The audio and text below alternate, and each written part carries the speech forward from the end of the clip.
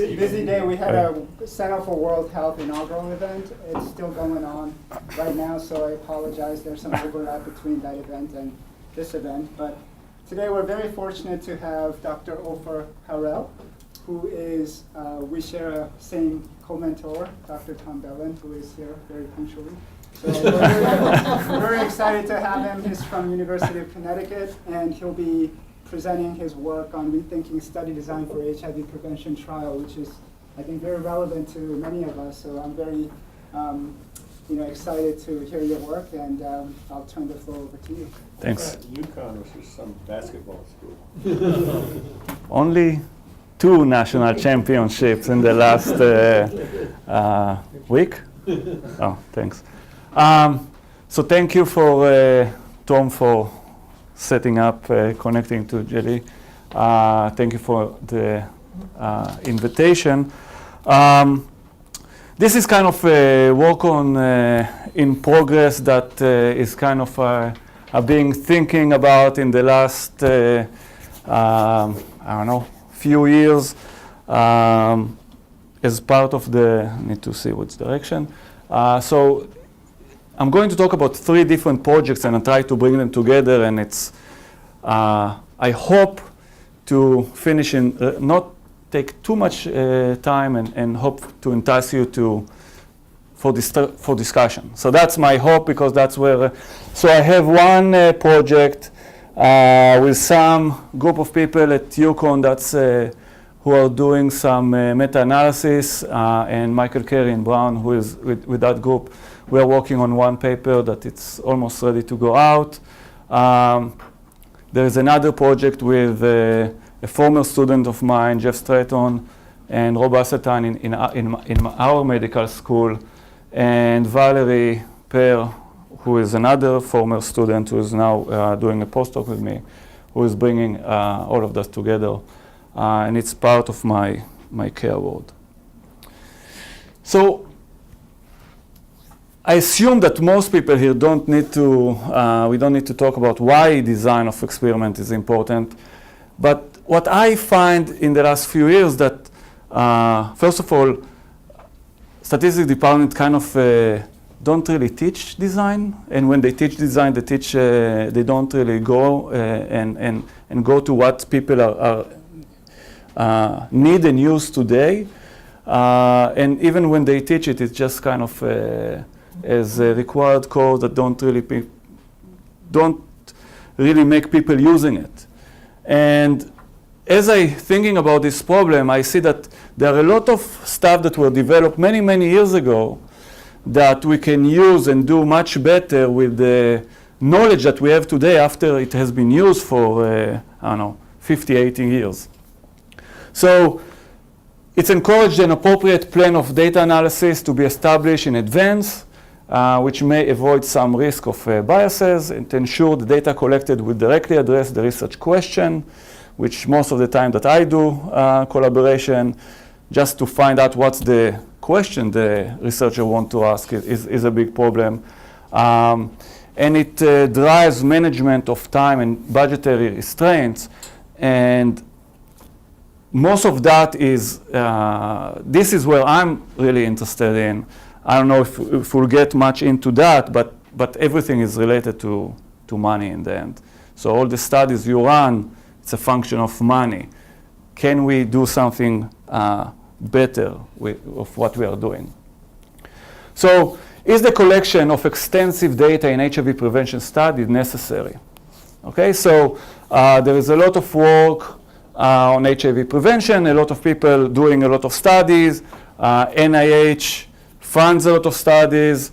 In the last probably many years, biological outcomes are the primary interest. Okay, so if someone would suggest a very large study without biological outcome, the chance of being funded would be very slim. On the other hand, there is a lot of resources spent on collection of self-report outcomes. So even though people say, well, we don't really believe the biological outcome, we believe only the biological outcome, we don't believe the self-report, we still collect a lot of self-report. Okay, so I'll ask, if you don't believe it, why you collect it? If you really believe it and you think that it gave you something, use it and do something with it. Okay? So, however, there are often discrepancies between the self-report outcomes and biological outcomes with regard to the efficacy of HIV behavioral intervention. And then, do we need to choose which one we believe, which one we are going to? So, people would say, okay, always go with the biological outcome, but is the biological outcome is a gold standard? Is the biological outcome measured without error? So we'll get to all those points later. And when we collect all those self-report questionnaires, it's usually a burden both for the subject and the researcher's time. So I'll talk about one study here, but I know that you guys doing a lot of studies here where subject gets 30, 50, 100-page questionnaires on several time points. I assume that's not an easy thing to... 200 pages. Yeah, so, and I would argue, I haven't looked on your data, but I would argue that many of those variables would never be used. Okay, so we collect them. Okay, we put this burden on the subject, on the researcher or the data analyst, but then we never use them. So if you're not going to use them, why do you collect them? Okay, that's so the outline of this talk. I'm going to address these questions of design from 3 different directions. So in one project, I was really interested, what is the relationship between those biological outcomes and self-report outcomes? Okay, so people say, well, we don't really believe the self-report, we only want biological outcome. Still, people collect the self-report all the time. So is there a relationship? What is the relationship? Then I looked on a large HIV behavioral intervention study, the EXPLORE, which I assume most of you at least heard about it. And I looked on how many of the variables which collected were actually being used now that we are 10 years after the main paper was published. And then I'm going to talk a little bit about missing by design as a method for decreasing study cost and improving response rates. This actually was not done in HIV. It was done in a different setup, but we can argue that that would follow in any HIV structure as well. So HIV infection, people living HIV, public health concern, a lot of people. I would probably skip most of it. Estimating correctly the efficacy of intervention is critical to ensure how much risk still needs and control and how. So first I'm going to this project that I was very interested since the people, the HIV people that I was working, they all the time said, you know, if you look on every paper that is published, in the conclusion, there would be, one of the shortcomings of the study is that we use self-report. And that would be in every paper, almost. And those people that collect biological outcome, they said, we never believe the self-reports. So I asked, why do you collect them? They said, well, because that's what we always have done. I said, well, isn't time come to change? So I want to see what's the relationship, and are they separate? Are they related? Related how? Are there some variables that are related more than others? And we've done it with a group that's doing a lot of meta-analysis, so there is kind of a view of meta-analysis. I'm going to report some of this work, but we are working on a couple of papers that come from this idea. So sexual risk behavior measures can be using some type of biological outcome or behavioral using self-reports. An accurate assessment of sexual risk is necessary to make a correct evaluation of STIs or STI intervention. In many occasions, researchers will not believe self-report outcomes. And these outcomes will be collected all the times. So we wanted to compare those two. So in this project, we looked on HIV and STI, but the result can be applicable to any of those other fields that have both biological and self-report. If we are interested in smoking, if we are interested in adherence, alcohol, all of those are questions that we have biological data, we have self-report, and if you ask the researchers in those fields, they would say, well, we behave the biological, we don't believe the self-reports, and still we collect them both. So that is one example. So we extracted data, we looked on effect size from 2 comprehensive published meta-analyses, supplemented by additional diffusion from effective behavioral intervention, the DEBIs. Studies were included if they examine behavioral intervention, focusing on reducing HIV risk, use randomized controlled trials or quasi-randomized experiments, measure condom use, and any type of STI, including HIV, that provides sufficient information to calculate effect size. So that was how we collected the data.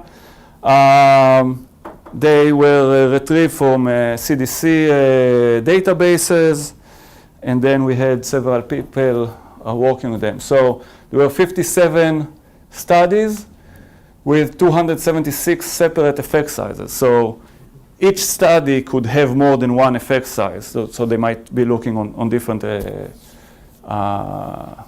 variables. Independent raters calculate the effect size, encoded the study information, and then inter-rater reliability for categorical variable was calculated as Koch and Kappa. The mean K was 81%, median 84%, mean agreement was 93%. So there was a high agreement between the 2 coders. This agreement between the coders was resolved with a 3rd expert.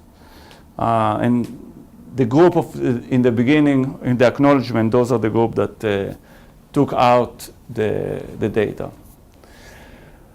So the effect size estimate for condom use and STI include HIV were calculated.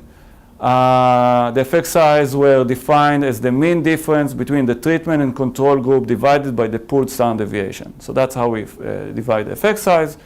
If a study reported the dichotomous outcome, frequency, for example, frequencies, calculate the odds ratio and transform it to D using Cox transformation. We adjusted for baseline difference between condition, and we correct for sample size bias. And that is important. A positive effect size indicates that the treated participants increased condom use and reduced the instances of STIs compared to the controls. So the direction is important. Okay, so there are many ways to look on agreements between tests, and we are going to look on a few of them, but before, let's look on the data. So there are many different outcomes that those studies were able to look at. Most of them looked on condom use. So we have 108 effect size that were related to condom use. The weighted effect size was 0.2 with that the confidence interval.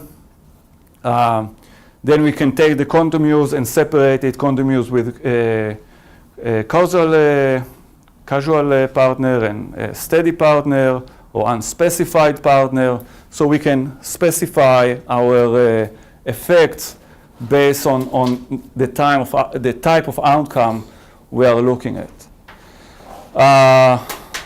As a point aside, this was work that is being done with people whose expertise is meta-analysis. They are looking at it from a meta-analysis point of view. The I-square is the homogeneity of the effect size. And in essence, since we are bringing together effect size from different studies, the questions are those effect size really represent the same population, okay?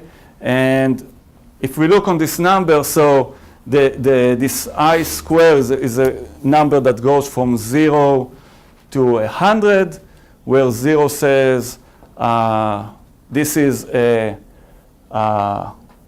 homogeneous population, so it's one population, and getting close to 100 means that it's a heterogeneous population, so we cannot really argue that.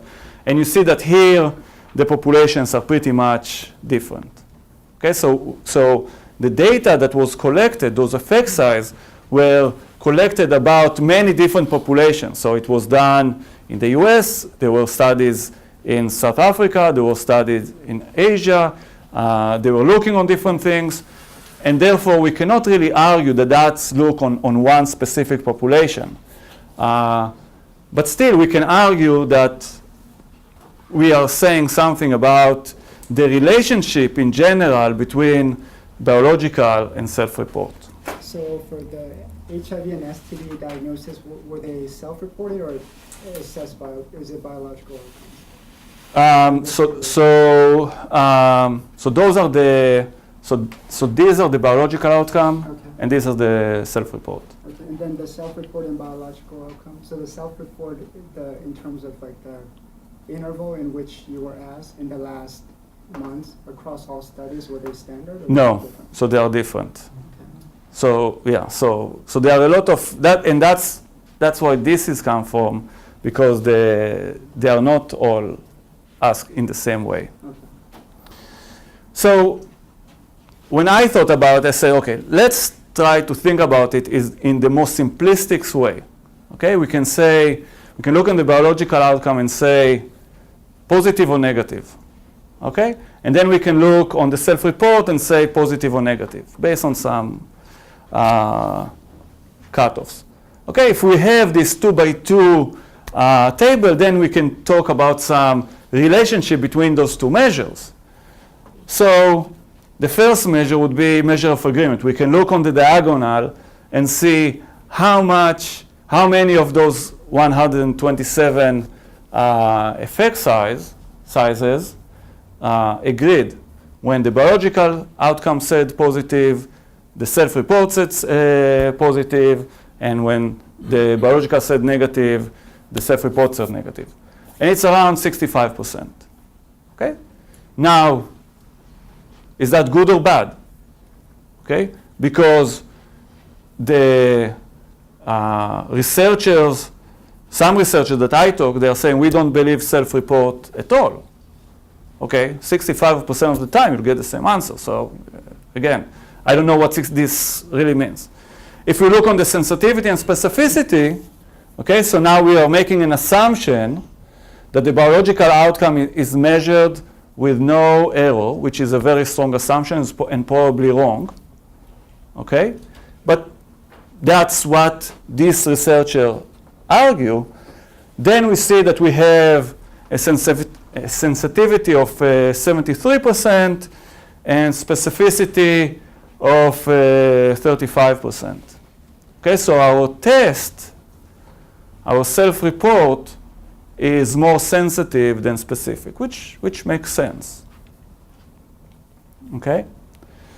So now we can go and take that and see if we can go with it to break these numbers a little bit more. Okay? So now I can look on breaking by different type of partner. So if we look on the general, we get the sensitivity of the 73% and specificity of 34%, what we had before. And for a second, I'll tell you to ignore this beta and p value. I'll come back to it in a minute. Okay? And k is the number of effect size those values were calculated from. But now I can take that and say, well, you know, I don't really interested in general, but I'm more interested to see what happened with a steady partner where my main outcome is actually HIV, or a steady outcome where the main outcome is STD. The problem is that when we are going to those, our sample become very small. So we see in the STD with a steady STD outcome with a steady partner, we have only 7 studies. Okay? Those betas, okay? So in essence, I can put the condom use or protected sex effect size with type of partner by STD effects. I can put it on a plot. I can plot it. Okay? So I have the standardized mean difference for STD and HIV negative on one, and the other one on the opposite.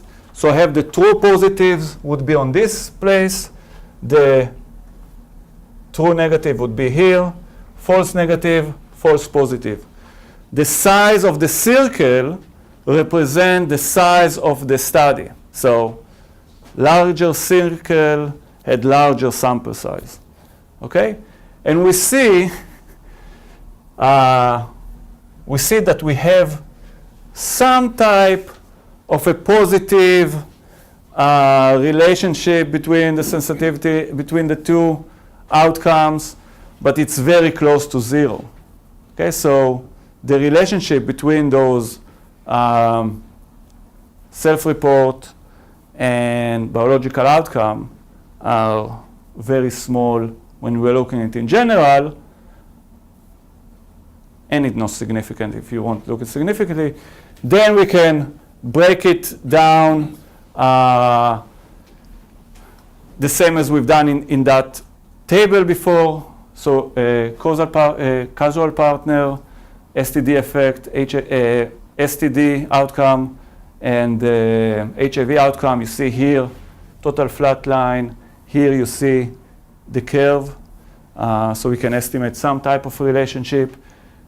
Very small number of studies. So one would not, and you can see the confidence regions. And the same for steady partners. We're looking on the effect side, the relationship between the effect sides. So again, here we see some type of relationship. We're looking on the HIV measure flat. Okay? So at least it gives us some type of information of when we can use it. The problem is, okay, so the argument that people are making is that self-report and biological outcome are 2 different measures for the same phenomenon. But is that really true? So when you're interested in HIV acquisition, okay, that's your question. But you are measuring it with condom use. So if you use condom, you would not get the HIV. That is true. But you can do other things, not use condom, and still not get HIV. So you're not really measuring exactly the same thing. Okay? Or you're measuring the same thing, or you can think about you're measuring the same thing, but with 2 different measurement error models. Okay, so we have to keep in mind when we are looking at it on those issues. So in HIV and STD prevention trials, there was a push to evaluate the outcome using both measures, but the vast majority of papers still use only self-report. So if you look still in what is published, the vast majority would do only self-report. In the past, there were some indication of the shortcoming of self-report. It was never evaluated systematically, and we tried to do that, to look at it in systematic way on the relationship between biological outcome and self-report.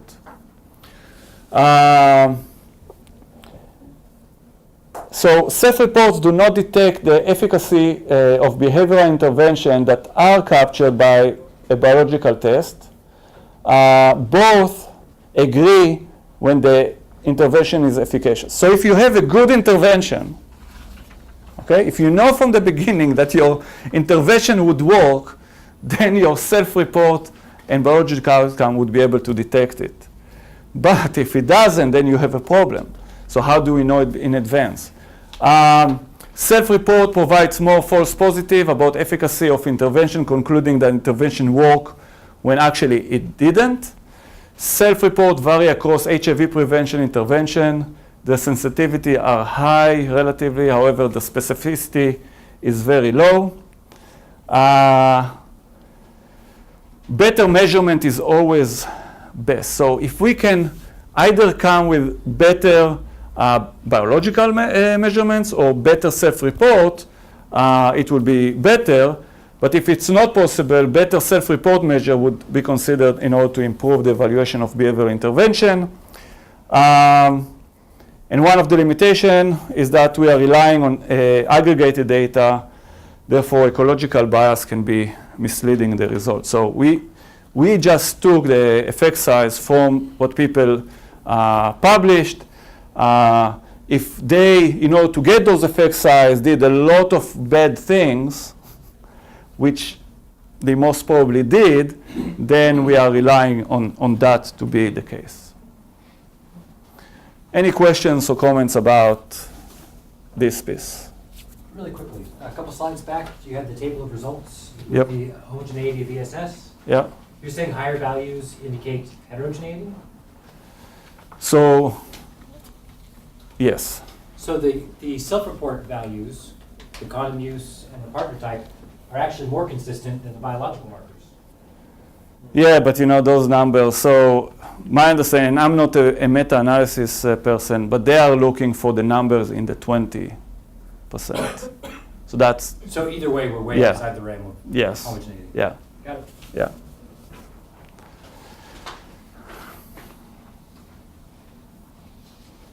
Okay. So the next, so that was one piece that I was thinking about. What's the relation between biological and self-report? So for Yeah. that, the relationship between Yeah. biological outcomes and self-report when it comes to sexual behavior questions, so what's your main final take-home message about that?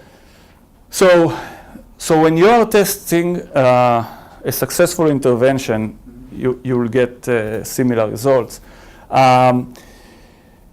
We need, so where I'm going now is to think about that as two measurements, two outcomes with different measurement outcome, two measurement errors, and try to bring them together. That's where my next step is going to be. I haven't done it yet, but that's the direction that I'm thinking about. Right. So you're going to model those two outcomes together, That's what I think we should do. like a binary Yeah. outcome over Yeah, with a different measurement error model for each one. Yeah. Yeah, so the assumption someone makes about the biological outcome being the gold standard when it comes to, for example, diagnosis of sexually transmitted, it may not hold true, it may not be a valid assumption. At the same time, like the type of self-reported sexual behavior, some, if you measure it correctly, it might be a truer representation of their sexual behavior, whereas the biological outcome, even if it's truly negative, may not really capture their level of sexual behavior. So exactly what I'm saying. So if we can bring them together, so if we can say, instead of looking either this or that, Right. but look them together, each one would have to have some type of measurement error because we know that they are not measuring exactly. I think we could be able to get better answers. Yeah. I mean, that makes sense. So just in response to this, I've been holding back my comments a lot. Yeah. I mean, biological measures aren't necessarily a gold standard. There's false positives and Yep. false negatives. Yeah. And I've worked on 3 studies where we collected the biological markers, and if we hadn't collected the self-report data as an insurance policy, oftentimes, we would have been totally screwed. In one of them, it was because the HIV and STD incidence was so low in the community. So we Yep. have this intersection with what's happening epidemiologically outside of the study conditions. Yeah. Yep. the incidence was so low that there was no way we could detect an effect. Yep. So all Yep. we could get was self-report. Yep. That was great for the Yep. sites because Yep. they have low incidence. Yep. Yep. Same thing has happened in studies where we have, and I think actually Jesse has a lot more experience because he's done a lot of studies with both biological and self-report measures. But in another study I've been connected with substance use reports. In one of them, the substance use screen, the urine screens, again, the sort of incidence was so low there wasn't enough power to do anything with it. In another one, there were a lot of inconsistencies between, like a lot of positive reports of substance use that the biological tests were not picking up. What's going on? Is somebody in a drug treatment program positively reporting substance use lying about it? Yeah. And it's not getting picked up? Yeah. No, the biomarker isn't working for some Yeah. reason. Yeah. So all those people that say that self-report is BS or the biological marker is the gold standard, it's a cultural thing about attributing this kind of medical model that has all this greater power. And Yep. So that's the reason I'm trying to bring them together. bring it together, because then hopefully we'll be able to do something about it. So the other piece is the Explore. Explore is apparently a famous multi-site, two-group randomized control trial, and it's probably one of the biggest one to test behavioral intervention. That was the primary outcome, 4,000 men who have sex with men. The intervention consists 10 one-on-one counseling sessions followed by maintenance every 3 months, standard condition twice yearly, and they were followed for 4 years. So at baseline, each follow-up and in each follow-up visit, participants were asked to fill out 27-page, 245 questions regarding the risk behavioral, 2-page social impact survey. The researcher verbally asked participants 6-page survey about counseling, STDs, and all the thing. Counselors were also asked to record information on content, focus the session length, other administrative, and baseline every 6 months they have HIV test. Okay, so it was large, a lot of data was collected. So if we count by pages, the number of pages, they have more than 300 pages of survey for each participant who stayed in the study. And it's fluctuated based on some answers that they are answering during the survey. So then the study was published in 2004. The rate of acquisition of HIV was 18%. It was lower in the intervention group than the standard group. After adjustment for covariates, it was around 15% lower in the intervention. In essence, they found that it was successful in the first 12 to 18 months, but then if you're looking on the whole timeline, on the whole 4 years, the groups came together, and in the end, the conclusion that it was not successful. So the study is considered non-successful, okay? Even though after a year, 18 months, it is successful. So there are people who are working, or are saying that, well, it's actually worked, but the maintenance didn't work well. But still, I think I can argue that the agreement in the field was that Explore was not a successful study. Well, Intervention. Those confidence intervals suggest low power, not significant. Yeah. Right? So. Well, and that was probably as big of an HIV behavioral intervention would get. Right, and you still have a problem with power. Yeah. And that was done by a good group of people with, I cannot argue anything about bad design. Okay, so what we've done, so my question for that, I said, well, it was published 10 years ago. Okay, a lot of people, the data was deposited, so people can use the data. So let's see how much of this data is actually being used. Okay, so we looked on all the papers that reference the main paper, and then we looked in and say whether they just reference it or actually use the data. Okay, And then, and that the number is not here, but I think there are around 20-something papers that actually use the data. 18? It says. Oh, it says? Well, it's, oh, so 18. See? 18. So it does say. So if we look only on the variables in the baseline, 30% of those variables have been used by at least one of these papers. Okay, so we know that age and race and site and all those variables would be used pretty much by all those studies. But then when you go into the other variables, many of them have not been used at all. Okay, then we ask, okay, so now let's look not only on baseline, but let's look on the longitudinal side. So there were studies that look longitudinally, because you have a lot of information there. Only 17% of all the variables that were collected were actually used. Okay? So, and that's actually, I was surprised. I thought that number is going to be much smaller. Yeah. Okay, so that's great for explore maybe, but then that's bring me the question: should we do something about that? Should we really collect all this data and then use only 17%? Okay. Any questions, comments about that? Okay, so I'll try to go a little bit faster on the other one. So then that's bring me about missing by design. Can we eliminate some questions from the questionnaires and still get either same questions in the end and reduce burden by the people who are using it? So incomplete data is a complication. When baseline behavior assessments are lengthy, respondents may tire of the survey. Then respondents may refuse to answer all the questions. And then randomized trials of behavior intervention routinely observe decline in problem behavior among controls. Okay, so let me just jump to the next.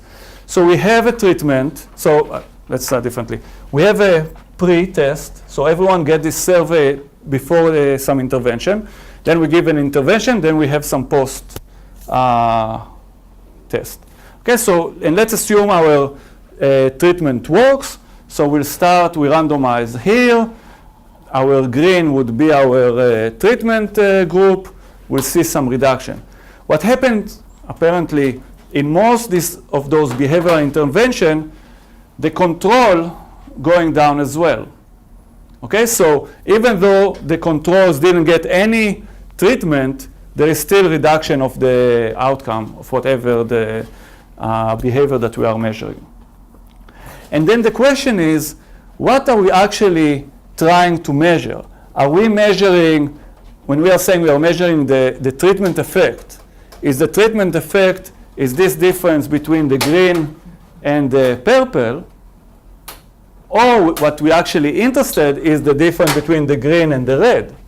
Okay, because the assumption is that if we are not doing anything for the controls, there shouldn't be a change in their behavior. Okay? However, that's what we find in many of those behavioral interventions. So the question is, the fact that I give you 10-page questions about, and in this example, that's going to be suicide. Did you think about suicide? How much did you think about suicide? Did you think about suicide in this way? Did you think about suicide in that way? Oh, did I really? Is that some type of a treatment already? Just by asking all those questions. So can we use some type of design missingness in order to reduce that effect? So missing by design have been done in many different ways. So that was the only investigator that was willing to risk his study by letting me put some risky stuff in his design. So the Sign of Suicide is a brief school-based suicide prevention program. It was shown to work in the past. So what they've done is this, it was funded by the state of Connecticut for schools in Connecticut. And Rob Asseltine said, you know, because I was bombarding him, I want to do missing by design. I can solve this problem. I can make it better. So he said, you know, I have this thing. I'm going to put it in many schools. How about I'll give you 3 schools. You can do whatever you want over there. And in all the other schools, we'll give them the regular stuff, and then we'll see what happened. So great. So we have all this group of schools that gets a whole questionnaire in pre and a whole questionnaire in post. And I have those 3 schools that I randomize 1/3 of the questions for each group. So they are getting much shortened pre. Post is the same questionnaire. Okay? The SOS instrument was measure attitude and knowledge about suicide, help-seeking behavior, and suicide behavior. So we look on complete case analysis and MI. So here we are looking on response at pre-test and post-test. Okay? All the people, all the students. Version 0 is the group who got the complete pre-test, and version 1, 2, and 3 are those who got the shortened survey in pre-test. The same at post. So in pre-test, we have, so unit on response, those are people who didn't answer at all for any questions, other except of the, unit on response. Proportion of participants who didn't even attempt the questionnaire, and completion rate, proportion of participants who responded to all non-demographic questionnaire items. Okay? So we see we have a little bit of unit non-response, but we see the difference between the group that got the whole questionnaire and these people. So here we have around 85, 86% completion rate, and here we have around 73 completion rate at pre. Okay? At post, everyone got the same questionnaire. Okay? But if you got a short questionnaire at pre, you still have a better response. Yeah. What was that delay between pre and post? So you have pre, then you have the treatment, then you have 3 months, and then there was the post. How long was the treatment period? The treatment was, it's I think either 3 or 4 sessions in either 2 or 3 weeks. So like 3.5 months, 4 Something months? like that. Okay. Yeah. So in essence, so we can show that by giving you a short questionnaire at pre, okay, you'll have better response at pre and better response at post. Okay? So I was expecting this. I wasn't expecting as much that. But then, this is the interesting part. Okay, so now we are looking on those questions that look on the relationship. So these are the coefficient of the, so we put the variable version inside the analysis. Okay, and I ask, is the version that you get matter? Okay, now on a specific question, okay, so in this, on question 3, there was only version 0 and 3. In question 9, there were only version 0 and 1. So in essence, is a comparison between whether you got the whole questionnaire or shortened questionnaire. Okay? Now, if you look on 12, we have, 16 questions. If you take that, do Bonferroni correction for multiple testing, you still see that you have significant impact of the version. And in all except of 1, you get more knowledge. So you see that the fact that you got a longer questionnaire gave you more knowledge about suicide, so it's impact your treatment. Okay? So, again, we can use, and again, that was done on a very small sample. It was done in a way that if I would be able to design the study totally to my command, I would do it slightly different, but that was just to show that the concept works. So design missingness strategy allows to gather sufficient information regarding the pre-intervention knowledge while improving completion rates and reducing respondent burden. The unit non-response was different. Posing particular question at pre-test altered the responses that the question at post-test. And the results suggest that some learning may be happening as the people exposed to pre-tests. So if we bring all of those three projects together, now we think, how should we design our new HIV behavioral intervention studies? So if you have comments, I'll be happy, but in essence, I'm thinking we have to measure both biological and self-report and some type to model them together. We have to reduce the burden for the subject by reducing a lot of those questions we are asking and never use. And then we have to use some type of missing by design in order to accurately estimate those behavioral intervention and not letting those, because think about if we are looking on this plot and if we are really measuring this thing, but actual treatment effect is that, many of the behavioral intervention that we argue that don't work, maybe they do work. But the problem is that this difference is too small because there is too much learning in the beginning. So there is a lot of work that should be done in the design stage that would help us use behavioral intervention in a better way. And that's where I end and open that for questions or comments. Thank you.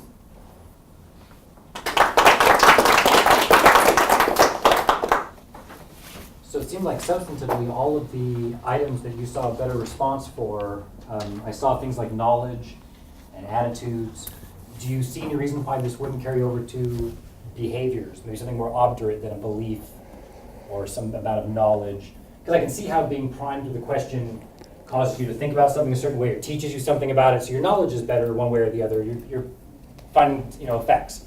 But when it comes to behavior, do you see any reason why that wouldn't carry over? So think that you are going to a study, so I think it will carry over. So think that you are going to a study about, I don't know, you want to reduce some smoking, okay, or drinking. And you get this questionnaire about how much did you drink yesterday and what type of drinks and all those questions. And then you start thinking about it. Say, wow, I really drank a lot. Is that doing something? So on some people it wouldn't affect, well, I'm used to drink, I'm used to be drunk, it doesn't matter. But on some people, that just the cognitive thought about how much they drank in the last month and breaking it out and, oh, I didn't expect that. I thought I just drink a little bit, but that's really a lot. That would be an intervention. So that brings me to my second point, which is I usually think of the assessment part of the intervention as a potential intervention, and Yep. the intervention is something that's on top of that. Yeah. And you've characterized the graph where it shows the red line, Yeah. the purple line, the Yeah. green line, as being the intervention effect is really the big jump. But it seems like the intervention plus the effect of the assessment is the big jump. And if you want to know what the effect of the intervention is, you have to minus out that assessment effect. But then, how do you eliminate it? Because it seems like the assessment is almost acting as a health belief model, where the assessment is introducing them to the idea that their behavior is threatening or dangerous or unhealthy, and that just being asked about all these questions about unprotected sex and drug use and whatever might get them thinking in a way that might affect behavior. So like a health belief model, I'm going to be introduced to the idea that I'm engaging in threatening And I think to behavior. add to what Jeff But- was but- saying, Okay. was that, like, in reality, when you design a study, it's really almost impossible to propose almost nothing for ethical human rights issues. Like, you can't propose like 0 for your control group because that's not right, and it's not going to get funded. So I think the counterfactual model about if we didn't do this study at all, I think the red line holds true.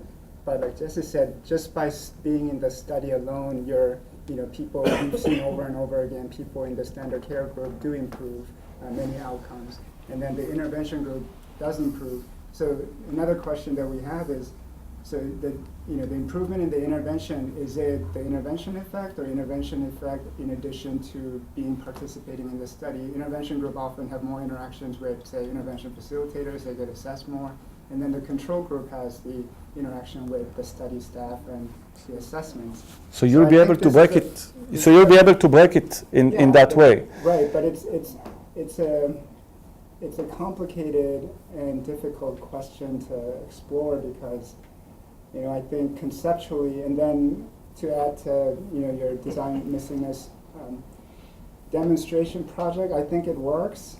But then how do you propose a study where you're proposing a very small set of questions at baseline and then do the intervention and have this plethora of like full assessment? And I think that's by design, that doesn't really, I don't think it would fly because You don't? But if you propose a regular study design, Right. okay, and your study design would cost $1 million, right. okay, and if you can take that and cut the time and cut the effort Right, so of I many think people, the and you can get pretty much very similar result for 500,000, Right, so I think then maybe someone would be willing to jump on that. I think the challenge is to identify and find strategies to improve your assessment at get-go so that you reduce participant burden, and you don't have to have like the full version even post-intervention. That's Right? I totally agree with that. I don't think if the people of Explore would know 10 years later that 85 of the questions were never being used, would they ask them? Yeah, but the problem with assessments is we have this long tradition of using scales that have been standardized and have been used, so there's like less, I guess, freedom in terms of dropping a bunch of questions in an assessment or in a scale, because you can't compare that to other risk groups that have been studied before. So there's a lot of pros and cons in terms of tweaking your questionnaire. So I mean, I'm with you in terms of we have to find strategies to improve our assessments, and I think we have our experience working in international settings. The stuff that worked in the States, we often have to modify and adapt it to fit the cultural setting of different countries. Yep. So I think in that vein, we have to figure out how to, make it better in terms of assessments, Yep. and then integrate that with biological outcomes, and then figure out different ways to assess intervention efficacy. But I'm saying there is a lot of thinking we have to do about Right. the basic stuff. Yeah. Yeah, and I want to add something after today, because sometimes in our field study, at least from my experience and learning, that sometimes the assessment probably long and not really that useful, or use of many small percentage of the question eventually, is because at the beginning people don't really design the questionnaire based on what is their intervention goal, what is the content of the intervention. So they put a lot of things there. Actually, their intervention didn't really address those things. Yeah. So to me, to improve the assessment, it's not really just reduce the question. It's really select the right question. Right. And That was in the first slide. Yeah, so I just don't think that the number of questions is the problem. Right. Is what is the But if purpose of the intervention? but that's exactly. But if you are not going to do anything about drinking, okay, why do you put 20 questions about drinking? Two different. Because NIDA will not fund it if you don't put drinking questions. Or drug questions, right? This slide about these intervention effects and the differences. I mean, I'm a full believer of the reactivity or the behavioral change in response to just participating in an intervention and doing the assessments. In fact, I'm building a bunch of intervention studies just based on that idea of reactivity to assessments. But I think the thing that makes it very difficult to tease out that effect is that downward trend could be a reactivity of behavior or an actual behavioral change. It could be some kind of a measurement error change, like maybe a reduced measurement error or something like that. But it could also just be like a natural, like historic trend, particularly for people enrolling in studies, because there's a motivational factor usually there in intervention studies, so that when you sign up to participate in an intervention study, there's some level of motivation that you want to change your behaviors. You might be ambivalent about it, but in general, that's what's happening with our studies. Yep. So you've got motivated people self-monitoring and improving over time. If we could get like some other kind of, maybe we could measure motivation in some way and then control for that and see if that flattens out our self-monitoring effect or not. But that's why we have randomization. You know, all the people are supposed to be motivated to participate in study, but it's that your randomization process Well, to deal with that. And that's true when we're comparing group A to group B.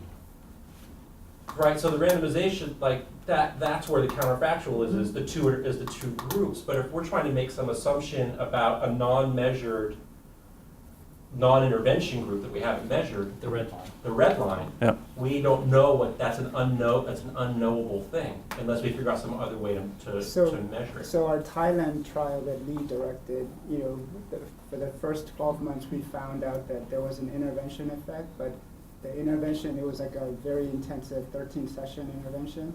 So people who had clinical depressive symptoms in the intervention group did not benefit from the intervention, but people who are relatively, showing less depressive symptoms benefited a lot more. Right. So the conclusion was, yeah, it is intensive, you need to be motivated, you need to, not have clinical depression. So the recommendation is you have to, if patients are clinical depressed, you need to provide referral services so that, there's actual support instead of before participating in a, randomized trial. Right. So that's kind of related to the amount of motivation that people actually need to have in terms of Sure. potentially benefiting from the program. Maybe another solution is multiple pre-intervention assessments, or getting back to crossover designs. So if you had, say, 3 assessments before the intervention started, you could see what the trend was for both groups, and then the intervention starts, and you can measure that. I'm not clear if that entirely gets to it, but we did that in some studies a long time ago. We had a pre-baseline and then a baseline, and then the intervention started. Right. And that might control for the what is it called, like acclimation to the assessment that might happen between a baseline and a And follow-up. then we had the survey conditioning issues where Survey conditioning, that's what it's called. where at baseline people answer truthfully, and then they find out if they said 15 sexual partners, they have to answer about all those 15 sexual partners. So at 3 months, they have like 2 partners. Right, exactly. So, and then like, at 6 months, they still had 2 partners. So we had to like adjust the baseline responses and then, we had trouble finding out whether it's, because they knew the survey that they're not answering truthfully, or is it because the actual intervention did decrease the number of sexual partners that they're reporting. So. This whole planned missingness makes me uncomfortable intuitively because I haven't been exposed to it enough to really understand how it works. So my inclination would be to go to, and what I've been doing in my study designs is trying to find the most brief measures possible. So instead of a 30-item measure, I'm finding a 6-item measure. And I want to see more like IRT type, item response theory studies that are taking big long measures, boiling down to 1 or 2 or 3 items, or maybe like adaptive assessments that build on that idea, right? So if you answer, but then you've got the survey conditioning issue that can come up. They always question you then after you've done that, because in my study, we reduce like a 60 question into 10 questions. Then when you publish, then people always ask you, what base you use to reduce your questionnaire to that. So even your pilot test, and there's still always a question to ask. I totally agree with you. You know, the long questionnaire will not work.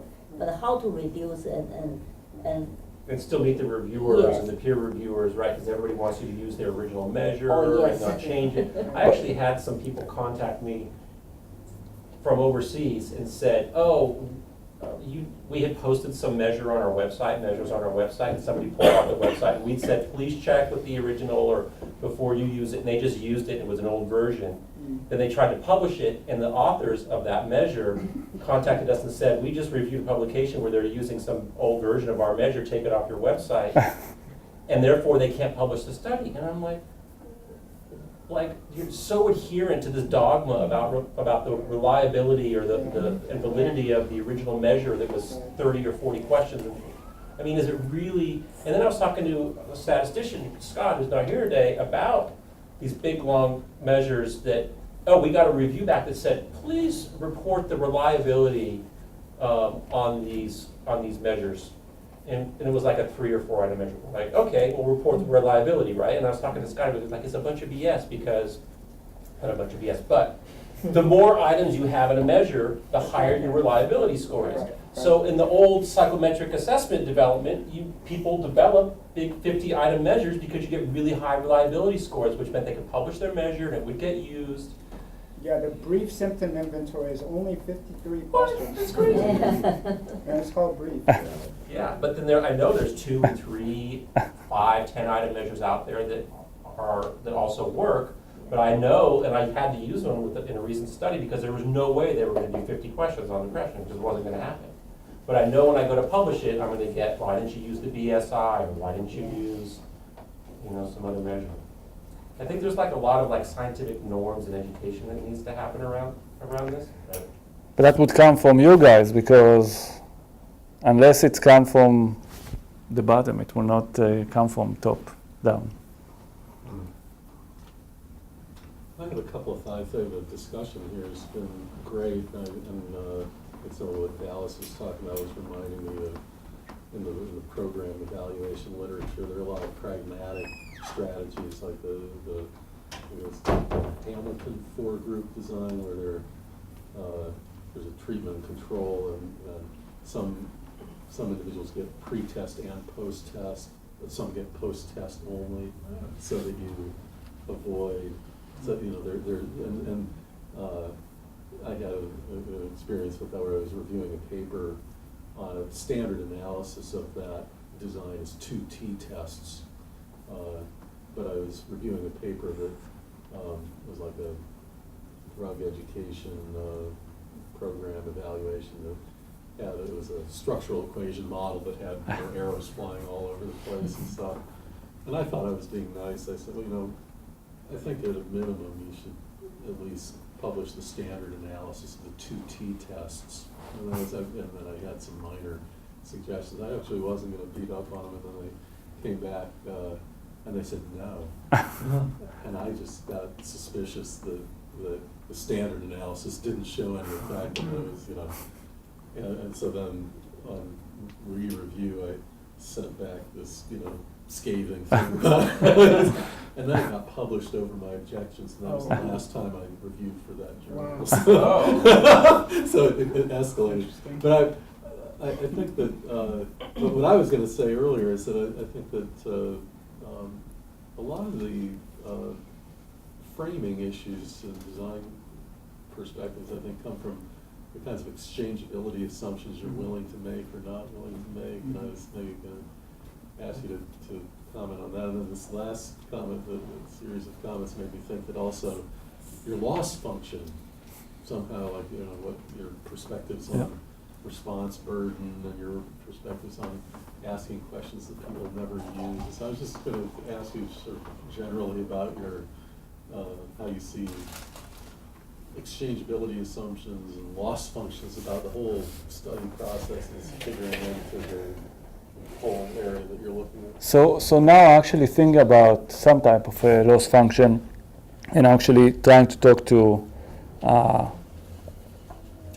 economists about that, because you can think about, you have some cost for designing the study, everything in the beginning, and then you have some fixed cost for bringing people every time, and then you have some cost for having the people for a specific amount of time, and you can now play with that and put some, that's more important, that's less important, and then try to minimize cost.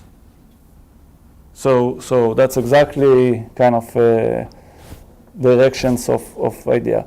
For exchangeability, in here we assume everyone is exchangeable within schools, but we are confounded here by the school, because the intervention was done in schools, and the 3 groups were 3 different schools, and all the others were, 17, 18 other schools.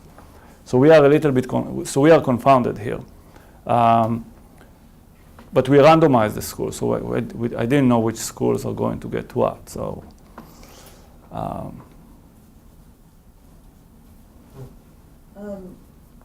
learning that the treatment varies by school puts a little bit of a wrench in the comment I'm about to make. But it would be interesting to know whether you can detect that the lower response rate when people were confronted with a long questionnaire would have led to bias in the outcomes that you were interested in.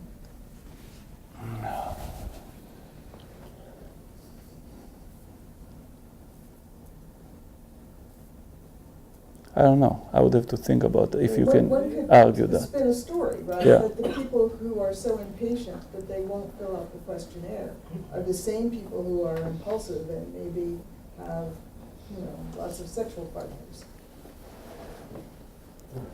I don't know if we'll be able to test it. Yeah, I think the fact that you didn't have a mix of questionnaires. Why did you not have a mix of questionnaire forms within each school? Just because the school was the one to administer the questionnaires, and they were not willing to. No. Because, I think it would have been invisible pretty much to the kids. They wouldn't have known which form they got. Yeah, but the people administer, beyond my control. Schools are Next difficult time. to work with. Yeah, Next time. yeah. People have kind of looked at that a little bit on trying to predict missing, well, I don't know if it's predicting missing data, but predicting compliance or non-compliance to completing assessments, particularly for intensive ecological momentary assessment or daily diary studies, because there's a lot of, there's just missing data, there's just no way you're going to get around it. Yeah. So people do try to, identify if there's certain characteristics that are associated with non-response in those studies. That kind of gets at that a little bit. And maybe if you found that the non-responders had higher risk behaviors at baseline, for example, that would be interesting. Yeah. But that would not be, but even that would not be sufficient in order to argue whether your inference in the end would be biased or not. Right. Because you cannot distinguish between missing at random or missing not at random. Yeah. Any other questions? Well, thank you very much. My This has pleasure. been a very